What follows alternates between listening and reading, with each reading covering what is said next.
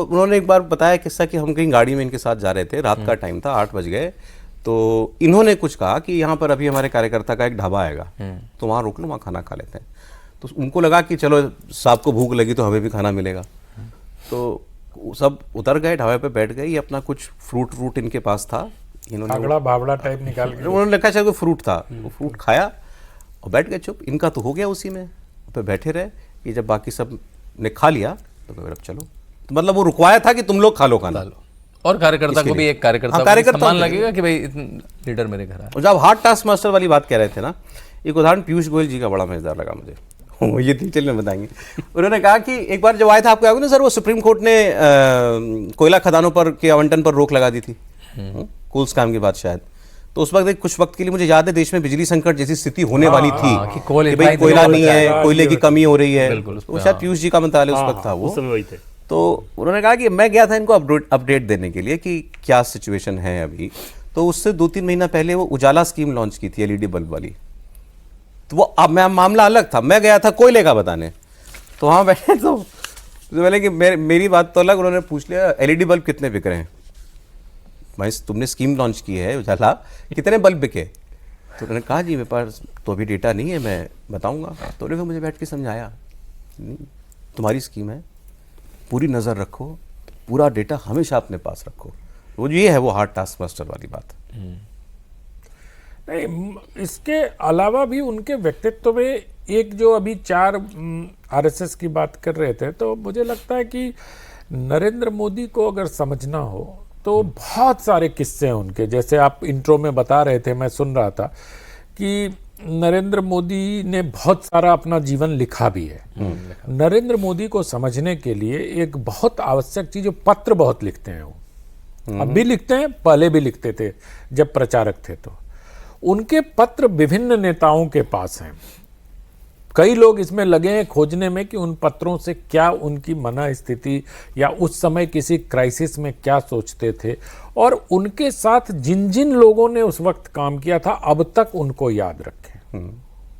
और उनको न सिर्फ नाम से याद रखना बल्कि उनका हालचाल पूछ लेना। अब मतलब किसी को भी कहीं भी हाथ पकड़ के, और मतलब पत्रकारों और संपादकों को इससे अधिक क्या चाहिए कि प्रधानमंत्री ने नाम पकड़ के अगर किसी का नाम गलत बोल देते हैं तो अगली लाइन में करेक्ट करते हैं उसको, उनको तुरंत एहसास हो जाता है। तो वो होमवर्क भी करते हैं, सिर्फ टास्क मास्टर नहीं है, खुद भी टास्क लेते हैं और खुद से भी मेहनत करके ये काम करते हैं। ऐसा मुझे बातचीत से या उनके व्यवहार से प्रतीत होता है। और एक तो खैर अनुभव का भी असर है। अब राहुल जी से उनकी तुलना नहीं हो सकती, जितना नरेंद्र मोदी का राजनीतिक अनुभव है उससे 2-4-5 साल बड़े राहुल गांधी की उम्र है। तो इस लिहाज से दोनों की तुलना अभी उचित भी नहीं है, क्योंकि लेकिन करते हैं सर ये नहीं करना तो चाहिए ही, क्योंकि भाई नेता विपक्ष हैं और नेता विपक्ष होने के नाते वो शैडो प्राइम मिनिस्टर तो है। और आपने जनजी भी कह दिया अब तो। हाँ, मतलब कांग्रेस के। सौरभ दिलचस्प उदाहरण बताओ इसी तरह के याददाश्त और मुलाकात वाली चीज़ को लेके कि पार्लियामेंट में, पुरानी वाली पार्लियामेंट बिल्डिंग में गेट नंबर 4 एक है जहाँ पे नज़दीकी पीएम का ऑफिस था। तो वहाँ पे हम लोग खड़े थे, अचानक हमने देखा कि एक अपोजिशन के नेता, अपोजिशन के नामचीन नेता, सिर्फ अपोजिशन के नेता नहीं, कांग्रेस पार्टी के बहुत नामचीन सांसद, वो पीएम के साथ जा रहे थे। और पीएम आमतौर पे जब निकलते हैं तो बाकी जो सांसद वगैरह भी पार्लियामेंट में गए होते हैं तो सब साइड हो जाते हैं, पीएम गुजर रहे होते हैं। तो जब वो सांसद उधर से आए तो उनसे हमने पूछा कि क्या हुआ, क्या बात हो रही थी, कुछ खुसर बात हो रही थी। उनका पहला लाइन था कि अरे क्या आदमी है यार।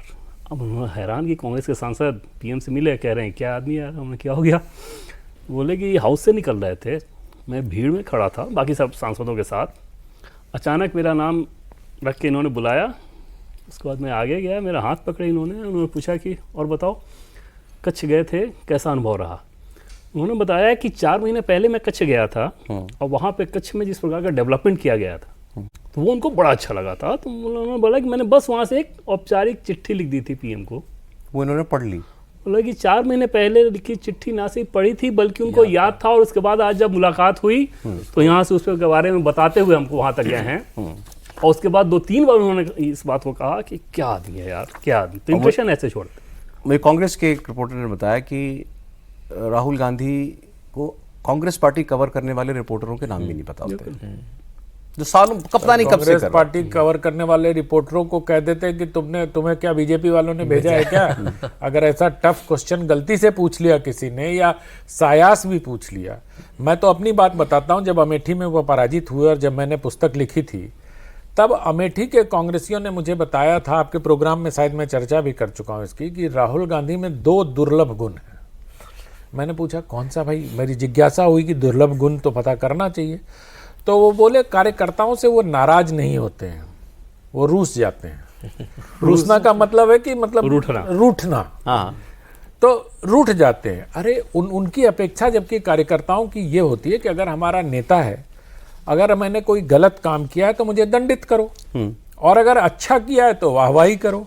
चलो दंडित ना भी करो तो उस गलती को अपने सर पे ले लो, लेकिन वो बात ही नहीं करते। वो आपको देख के लगेगा कि आप उनके लिए नो एंटिटी है, आपको जानते ही नहीं है। तो ये जो दुर्लभ गुण है, ये उनको नरेंद्र मोदी से अलग करता है।